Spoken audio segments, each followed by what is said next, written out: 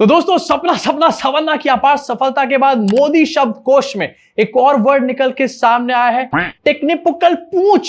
कोई न कोई टेक्निकल पूंछ लगा दी इसको, टेक्निकल पूंछ लगा दी इसको, टेक्निकल पूंछ। ये है हमारे देश के प्रधानमंत्री और वो भी देश की संसद के अंदर। टेक्निकल पूंछ, अरे टेक्निकल होता है, टेक्निकल टेक्निकल टेक्निकल। आगे चल के इसके बारे में थोड़ी सी विस्तार में बात करेंगे। इसी के साथ मोदी जी के शिष्य भी है Rekha Gupta, खीकी school of English से इंग्लिश सीख कर आई हैं। He is culprit of dying that SC woman. He is culprit of dying that SC woman. अब SC woman की मौत हुई या नहीं हुई, लेकिन इंग्लिश को तो ये लोग मार के पक्का छोड़ेंगे। इसी के साथ बात करेंगे आज हेमंता बिस्वा शर्मा जो कि बंगाल पहुंच चुके हैं एंड फिश ईटिंग कंपटीशन के बारे में बात कर रहे हैं। सनातन को फिश ईटिंग कंपटीशन के साथ सिर्फ बीजेपी ही कोलैबोरेट करवा सकती है। अब इन सब चीजों के बारे में बात करेंगे आज, लेकिन सबसे पहले शुरुआत करना चाहता हूं कि आप जानते हो कि कितना तगड़ा डंका बज रहा है यहां पर इंडिया का। यस, फिर से एक बार इंटरनेशनल डंका हमारा बज चुका है। इंडिया जो है वो 4th से 6th लार्जेस्ट इकोनॉमी इस टाइम पर बन चुकी है। 4th पर हम लोग थे लास्ट ईयर, इस साल हम लोग 6th पर आ चुके हैं। अरे मोदी जी वाह, क्या डंका बजवाया है, डंका। IMF की रिपोर्टें सामने आई है। इससे पहले कि तुम ये बोलो कि IMF तो एंटी नेशनल है, फॉरेन की कॉन्स्पिरेसी है, पिछले साल भी इसी के बेसिस पे बोला था कि 4th लार्जेस्ट पहुंच चुके हैं। तो चुप हो जाओ जरा, देख लो। इंडिया जो कि 4थे नंबर पर था 6th नंबर पर आ चुका है। यूनाइटेड किंगडम, जापान दोनों इंडिया से वापस ऊपर निकल चुके हैं एंड हम लोग यहाँ पर भैया सपना सपना सवरना कर रहे हैं बैठ के। अब जब इंडिया 4th लार्जेस्ट इकोनॉमी बना तो सब इसके बारे में बात कर रहे थे एंड सारी मीडिया वाले लगे पड़े थे, लेकिन अब जब 6th लार्जेस्ट पे हम लोग आ चुके हैं खिसक करके, तो कोई भी इसके बारे में बात नहीं कर रहा, सन्नाटा। इनफैक्ट लोग मुझसे यहां पर पूछ रहे हैं कि मैं TCS के बारे में बात क्यों नहीं कर रहा। अबे उसके बारे में पूरी मीडिया बात कर रही है। एंड क्यों? ऑब्वियसली क्योंकि वहां पर एक मुस्लिम कल्प्रिट है। अगर कोई हिंदू बंदा होता तो शायद बात भी नहीं करते उसके बारे में, लेकिन इसके बारे में कोई मीडिया वाला बात नहीं कर रहा। एंड हमारी प्रायोरिटी यही रहती है कि वो चीज उठाएं जिसके बारे में कोई बात नहीं कर रहा। 4th लार्जेस्ट इकोनॉमी बने थे तो मोदी जी ने कहा था कि can't wait to become the 3rd largest economy.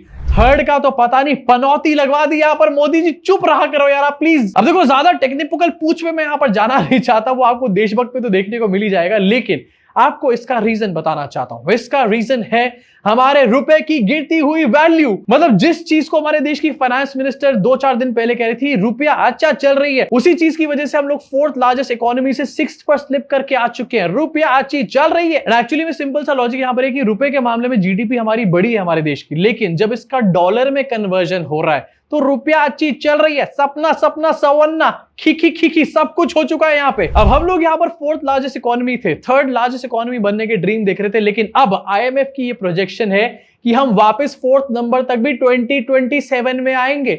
मतलब जो हम ड्रीम देख रहे थे उसकी तो बहुत दूर की बात है, जहां पर हम थे वहां पर आने में भी हमारे को 1 साल लग जाएगा वापस। और यार इतनी खीखी करने का फायदा क्या हुआ? मोदी जी IMF तक भी आपके यहाँ पर डंके नहीं बजा पा रहा। कहां बज रहे हैं डंके? इनफैक्ट डंका सिर्फ यही नहीं बजा, एक और जगह डंका बज चुका है। टाइम मैगजीन की टॉप 100 इन्फ्लुएंशियल लोगों की लिस्ट सामने आई है एंड इसमें मोदी जी का नाम नहीं है। इस लिस्ट में सिर्फ 3 इंडियंस का नाम है, रणबीर कपूर, सुंदर पिचाई और शेफ विकास खन्ना।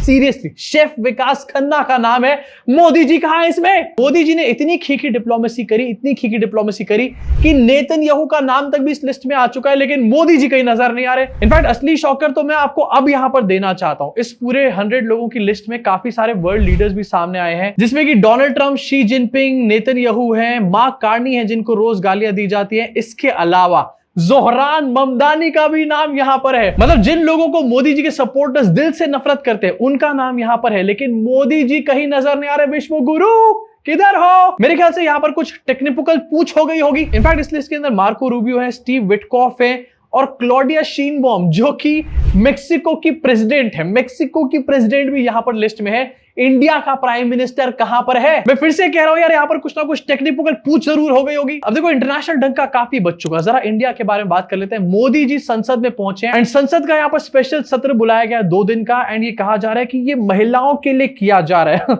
मेरे को इस पे भरोसा नहीं हो रहा। सरकार स्पेशली कोई काम कर रही है और देश की जनता के लिए, ऐसा हो ही नहीं सकता है। अपना ही कोई एजेंडा होगा इसके पीछे। पार्लियामेंट में डिलिमिटेशन के ऊपर बहस चली एंड मोदी जी ने यहां पर पहुंच के टेक्निकल पूछ कर दिया। हर बार कोई न कोई टेक्निकल पूंछ लगा दी इसको। टेक्निकल होता है मोदी जी, टेलीप्रॉम्प्टर क्यों नहीं लगाते पार्लियामेंट के अंदर? 2-4 टेलीप्रॉम्प्टर लगाओ। वैसे भी पैसा तो टैक्स पेयर नहीं देना ना, कोई अपने मामा के घर से तो लेकर आएगा नहीं। अब मोदी जी यहां पर विपक्ष के बारे में बात कर रहे हैं। मोदी जी कह रहे हैं कि हर बार कोई ना कोई लकूना विपक्ष ढूंढ के लेकर आ जाता है हमारे बिल के अंदर से। मतलब आपके बिल में ही कोई प्रॉब्लम होगी ना जब हर बार कोई ना कोई लकूना सामने आता है। बिल्कुल हम तो इसके पक्ष में ही हैं, लेकिन हम इसके साथ ही है, लेकिन पार्लियामेंट के अंदर ही कौन सी ड्रामेबाजी चल रही है, ऑस्कर विनिंग एक्टिंग, लेकिन पार्लियामेंट के बाहर कर लेना ये सब। देश की संसद जहां पर सीरियस डिस्कशन होने चाहिए, वहां पर सीरियस डिस्कशन के अलावा बाकी सब कुछ होता है। अब वैसे ज्यादा मजाक नहीं उड़ाते यहां पर मोदी जी की, कहीं ऐसा ना हो कि पार्लियामेंट का ही लाइव फीड यहां पर बंद करवा दे। अपनी वीडियो का ऑडियो तो पहले ही बंद करवा चुके हैं ANI और बाकी क्लिप्स में से। इसी के साथ मोदी जी ने बहस में यह भी बोला कि मैं तो अति पिछड़े वर्ग से आता हूं। अरे मोदी जी, कभी ये OBC बन जाते हैं, कभी EBC बन जाते हैं। मोदी जी क्या हो आप? देखो मोदी जी, मैं आपकी हर बात से अग्री कर सकता हूं, लेकिन आप EBC हो ही नहीं सकते, क्योंकि आप तो नॉन बायोलॉजिकल हो। नॉन बायोलॉजिकल बंदा EBC कैसे हो सकता है? और यह संविधान की ताकत है कि मेरे जैसा अत्यंत छोटे समाज का, अति पिछड़े समाज के व्यक्ति को इतना बड़ा दायित्व देश ने दिया।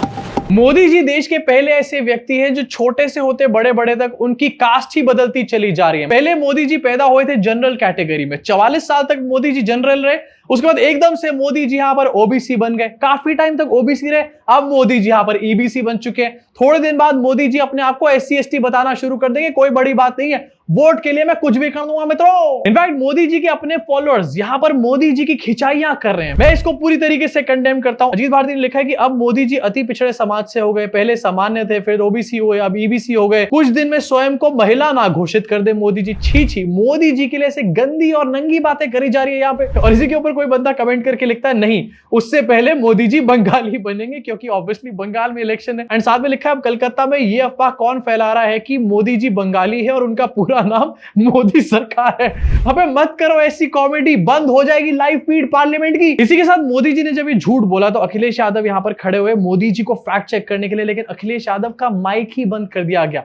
कुछ तो नया कर लो यार, ये माइक ही बंद करता रहता है। ओम बिरला बैठ के ऑन करो ऑफ करो। मोदी जी ने देश में दो लोगों को सिर्फ बटन दबाने के लिए रखा हुआ है, ओम बिरला और ज्ञानेश कुमार। एक EVM का बटन दबा रहा है, एक माइक का। किसी को हर्ट न करे वो बात भी मैं कहना चाहता हूं।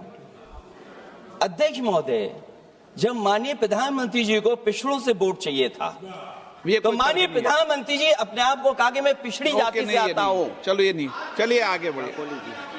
अब आप डिबेट मत करो ऐसे, ठीक है ना?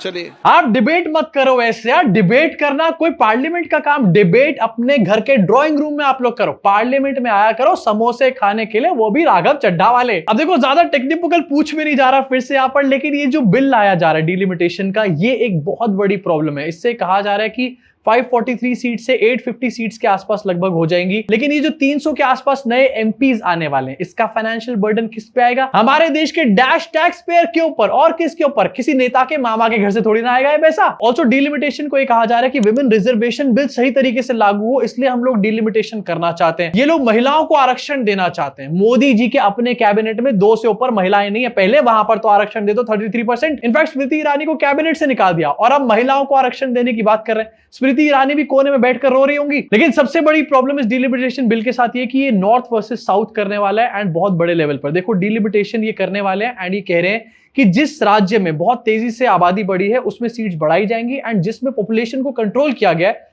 उसमें सीट्स कम हो जाएंगी। अब तेजी से आबादी बढ़ने वाले राज्य कौन से? यूपी, बिहार, जहां पर आंखें बंद करके लोग आंखों पे पट्टी बांधकर मोदी मोदी करते फिर रहे हैं। वहीं दूसरी तरफ ऐसे स्टेट जहां पर पॉपुलेशन के ऊपर रोकथाम लगाई गई है, वो है तमिलनाडु, केरला। यानी कि जहां पर मोदी जी को वोट्स नहीं मिलते उसकी सीट ही यहां पर कम करके रख दी है। But on a serious note, यहां पर एक्चुअली में एक टेक्निकल पूछ है। अगर यहां पर साउथ के स्टेट्स की सीट कम हो जाएंगी तो साउथ के स्टेट्स का रिप्रेजेंटेशन पार्लियामेंट में कम हो जाएगा, एंड ये बताया जा रहा है कि सिर्फ 21% रिप्रेजेंटेशन रह जाएगा साउथ के स्टेट्स का पूरे पार्लियामेंट के अंदर। तो इससे क्या नॉर्थ वर्सेस साउथ क्रिएट नहीं होगा? मतलब अभी तक तो बीजेपी हिंदू मुस्लिम में डिवाइड कर रही थी, अब बीजेपी ने अलग अलग नॉर्थ इंडिया और साउथ इंडिया को डिवाइड करना शुरू कर दिया है। बात तो यहाँ पर विमेन रिजर्वेशन की करी जा रही है, लेकिन एक्चुअली में ये डेथ ऑफ डेमोक्रेसी होने वाली है। इनफैक्ट डिलिमिटेशन से नॉर्थ की जो कॉन्स्टिट्यूएंसीज है उनको भी यहाँ पर रीशफल किया जाएगा, एंड वहां पर भी बहुत सारे वोटर्स तितर बितर होंगे, एंड इसका सबसे बड़ा नुकसान अपोजिशन पार्टीज को होगा। मतलब एक तरीके से इलेक्शन का मतलब ही खत्म करना चाहते हैं मोदी जी। तब लोग भैया अपने घर जाओ। अब एक तरफ तो सरकार कह रही है कि महिला आरक्षण बिल के लिए हम ये सब कर रहे हैं और आज इस पे वोटिंग होने वाली है 4 बजे। दूसरी तरफ कल रात को ही जो महिला आरक्षण बिल लेकर आ चुकी थी सरकार 2023 में, उसको नोटिफाई कर दिया गवर्नमेंट ने। आखिरकार क्या चल रहा है मोदी जी के दिमाग में? कुछ ना कुछ तो बहुत सिनिस्टर यहां पर होने वाला है जिसकी किसी को भी भनक नहीं लग रही। अब एक तरफ मोदी जी नारी शक्ति का ढोल पीट रहे, दूसरी तरफ आपको रियलिटी इनकी दिखाना चाहता हूं। रिसेंटली इनके एक मंत्री मनसुख मांडविया एक कॉलेज के प्रोग्राम में पहुंचे एंड एक लड़की को स्वागत करने से इसलिए रोक दिया गया क्योंकि उसने कट स्लीव्स वाली कुर्ती पहनी थी। भाई सीरियसली, वुमेन रिजर्वेशन से कट स्लीव्स कुर्ती, डिसाइड कर लो। नमस्ते, मेरा नाम सारा शर्मा है और मैं दिल्ली यूनिवर्सिटी में दौलत राम कॉलेज में पढ़ती हूँ। कल शाम को मुझे मिनिस्ट्री ऑफ यूथ अफेयर्स द्वारा ऑर्गेनाइज किए जाने वाले एक मॉक पार्लियामेंट का इनविटेशन आया, जो कि Shri Ram college of commerce में हो रहा था। इसका टॉपिक था नारी शक्ति वंदन अधिनियम, और ये एक प्योरली वुमेन कॉन्फ्रेंस थी। मतलब यहाँ पे सारी ही पोर्टफोलियोज वुमेन को दिए गए थे, और यहाँ पे as guest doctor Mansukh Mandaviya ji खुद आए थे, और फेलिसिटेशन के लिए मुझे कहा गया जब मैं वहां पहुंची। लेकिन जैसे ही मिनिस्ट्री ऑफिशियल्स ने मुझे देखा, उन्होंने कहा कि आपने तो स्लीवलेस पहना है, आप उनको फेलिसिटेट नहीं कर सकती। मनसुख मांडविया मोदी जी के कैबिनेट मिनिस्टर है, उनके फेलिसिटेशन के लिए इस लड़की को आना था एंड इसका नाम भी सारा शर्मा है। कोई और धर्म वरम की लड़की नहीं है जिसको ये लोग साइड में कर दें। इसने कट स्लीव्स कुर्ती पहनी थी, इस वजह से स्वागत ही नहीं करने दिया। ये है एक्चुअली में इन लोगों का माइंडसेट महिलाओं के लिए। महिला सशक्तिकरण की जो बातें है ना, वो सिर्फ पूरे देश को डैश बनाने की स्कीम है। अगर मोदी जी एक्चुअली में देश की महिलाओं को एम्पावर करना चाहते तो अपने कैबिनेट से इसकी शुरुआत मोदी जी कर सकते हैं, लेकिन मोदी जी ऐसा नहीं करने वाले। ये सिर्फ बहाने की तरह यूज किया जा रहा है, डिलिमिटेशन करके डेमोक्रेसी की हत्या एक्चुअली में ये लोग करना चाहते हैं। इसके साथ आगे बढ़ना चाहते हैं। मोदी जी ने अपनी पूरी ब्रिगेड को यहाँ पर लगा रखा है इस महिला सशक्तिकरण का और प्रचार करने के लिए। एंड इसी पूरे प्रोग्राम में रेखा गुप्ता भी यहाँ पर जुटी हुई है, लेकिन इसका प्रचार करने की जगह एक्सपोज कर दिया यहाँ पर उल्टा इन्होंने। तो He is against women. He is against women. He is culprit. He is culprit of dying that SC woman in Tiruchi. He is culprit of molesting women of this state. He is the culprit of dying that SC woman. जब English बोलनी नहीं आती तो सपना सपना सवरना क्यों कर रहे हो यहाँ पे सब लोग मिलकर के? तमिलनाडु में जाके वहां के सीएम के ऊपर एलिगेशन लगाया जा रहा है। एलिगेशन लगाने से पहले इंग्लिश तो सही तरीके से सीख लो। अब यही रेखा गुप्ता की आज तक की सबसे बड़ी अचीवमेंट है, इनकी स्टुपिडिटीज। इनकी स्टुपिडिटी की वजह से एक्चुअली में इस टाइम पर मोदी जी स्मार्ट लगने लग चुके हैं मुझे। इसी के साथ आगे बढ़ना चाहता हूं। और बंगाल में यहाँ पर कैंपेन चल रहा है। बंगाल में अमित शाह पहुंचे और अमित शाह ने डेवलपमेंट की बात करी और क्या बात करी जरा सुनो। मुझे बताओ भाई, किसी को 4 शादी करने देना चाहिए क्या? इस और युवा बताए, करने देना चाहिए? मुझे बताओ भाई, किसी को 4 शादी करने देना चाहिए क्या? बीजेपी का बंगाल का कैंपेन इसी पे यहां पर आ चुका है इस टाइम पर। कहीं पर मौलानाओं को गाली दी जा रही है, कहीं पर बीफ बैन के बारे में बात करी जा रही है, 4 शादियां, घुसपैठिए, इन सब चीजों के बारे में बात हो रही है, लेकिन बंगाल के बारे में क्या करने वाले ये लोग, इसके बारे में कोई बात नहीं कर रहा है। इनफैक्ट मोदी जी ने तो कुछ दिन पहले मदरसों का भी नाम यहां पर लेना शुरू कर दिया था। ये है इन लोगों का बंगाल को लेकर के विजन। अब आप खुद समझो, अगर ये लोग सरकार में आ गए तो ये लोग बंगाल में करेंगे क्या? अब एक तरफ जहां पर मुस्लिम्स को टारगेट किया जा रहा है खुल करके एंड इसके ऊपर कोई मॉडल कोड ऑफ कंडक्ट का उल्लंघन नहीं हो रहा, ज्ञानेश कुमार पता नहीं कहां जाके छुप के बैठे हुए हैं, वहीं दूसरी तरफ मच्छी ईटिंग कंपटीशन की बातें करी जा रही है एंड कोई और नहीं, हेमंता बिस्वा ये बातें कर रहे हैं। मैं ममता दी को बोल सकता हूँ, ममता दी आप 5 के लिए मांस खाएगा तो मैं 10 केजी खा के आपको दिखा सकता हूँ, ठीक है ना?